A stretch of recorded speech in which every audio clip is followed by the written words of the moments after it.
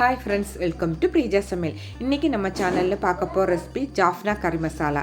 இது ஒரு இலங்கை ஸ்பெஷல் கறி மசாலா.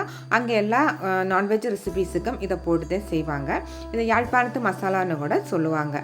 இது பண்றதுக்காக நான் இன்னைக்கு 100 கிராம் அளவுக்கு மல்லி எடுத்துர்க்கேன், 100 வத்தல் எடுத்துர்க்கேன்.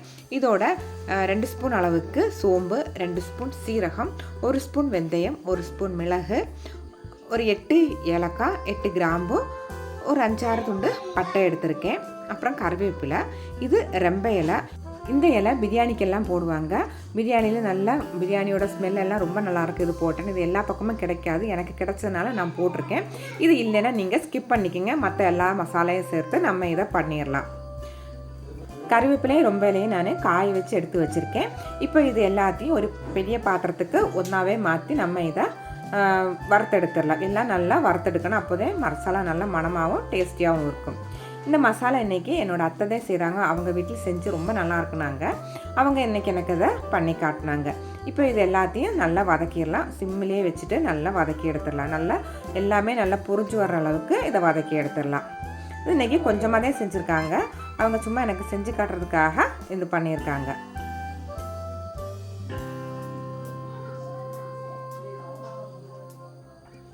நம்ம கறி மசாலாலாம் யூஸ் பண்ணுற மாதிரி அவங்க இந்த மாதிரி தான் யூஸ் பண்ணிகிட்ருக்காங்க.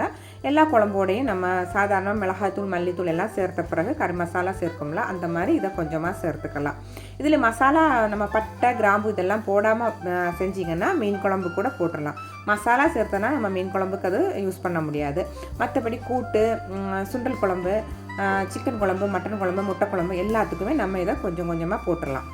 இப்போ இது எல்லாத்தையும் அரைச்சாச்சு. கொஞ்சம் அரைப்பட்ட உடனே இதில் 2 ஸ்பூன் அளவுக்கு மஞ்சள் தூளையும் சேர்த்துக்கலாம்.